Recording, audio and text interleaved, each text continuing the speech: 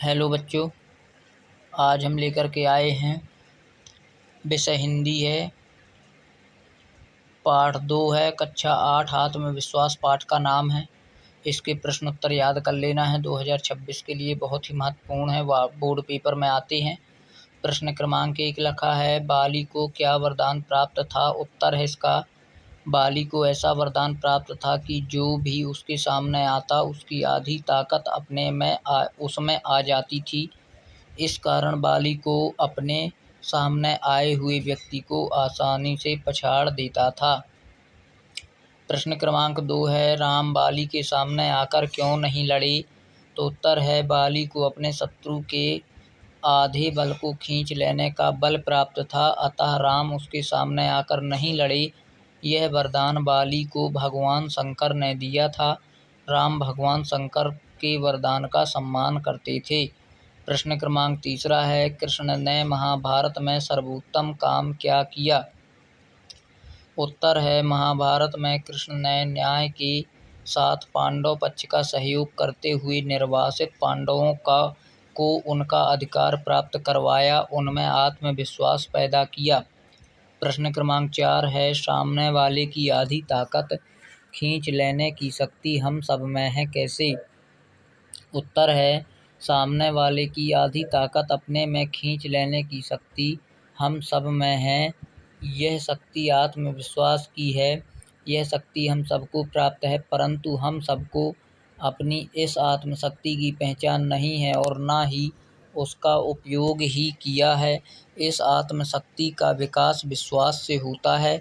हमें अपने लक्ष्य को प्राप्त करने के लिए अपनी सामर्थ्य में विश्वास पैदा करना होगा।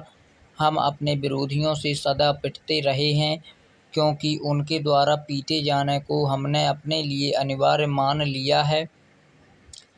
यह सब इसलिए हुआ है कि हमारे अंदर कायरता और आत्महीनता ने स्थान बना लिया है, जिससे हम डरपोक हो गए। अच्छे संस्कार हमसे दूर हो गए। बुरे संस्कारों का प्रभाव ऐसा पड़ा कि हम अपने बल की सही नापतोल नहीं कर सके। प्रश्न क्रमांक 5 है, लेखक ने हेलन केलर का उदाहरण देकर हमें क्या समझाना चाहा? उत्तर है, हेलन केलर एक प्रसिद्ध और उच्च कोटि की विचारक थीं। उन्होंने अपनी एक सूक्ति में कहा था कि हमें जब सफलता प्राप्त होती है तो उससे हमें सुख मिलता है, परंतु लक्ष्य प्राप्ति में विफल होना निश्चय ही सुख के द्वार के बंद होने के समान है। हम उस सफलता के न मिलने पर निराश और हतोत्साहित हो उठते हैं, परंतु उस निराशा की दशा में हम उत्साह से रहित हो जाते हैं।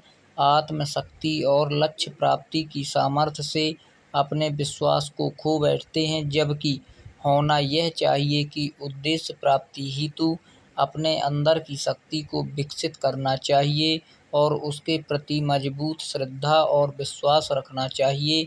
सफलता पाने तक अपने प्रयास चालू रखने चाहिए। प्रश्न क्रमांक 6 है, जो लोग हमेशा उतार की ही बातें सोचते हैं वे उन लोगों की तरह हैं जो कूड़ा घरों के पास कुर्सी बिछाकर बैठ जाते हैं और शहर की गंदगी को गाली देते हैं। उत्तर है, जिन लोगों में किसी उद्देश्य को प्राप्त करने का उत्साह नहीं होता और सदैव निराशापूर्ण भावनाओं में ही डूबे रहते हैं, वे जीवन में उतार प्राप्ति दुख की ही बातें करते रहते हैं।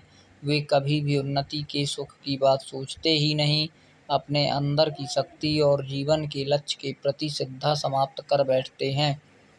अगला है, निम्नलिखित वाक्यों का भाव स्पष्ट कीजिए। पहला है, सफलता की, विजय की, उन्नति की कुंजी अविचल श्रद्धा ही है।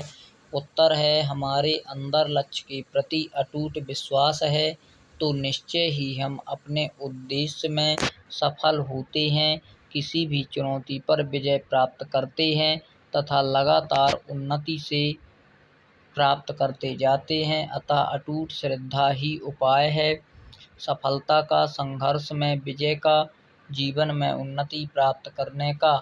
दूसरा है, हम अपनी सोच के कारण ही सफल असफल होते हैं। उत्तर है, हम अपनी सोच के कारण ही सफलता के सुख का और असफलता के दुख का भोग करते हैं।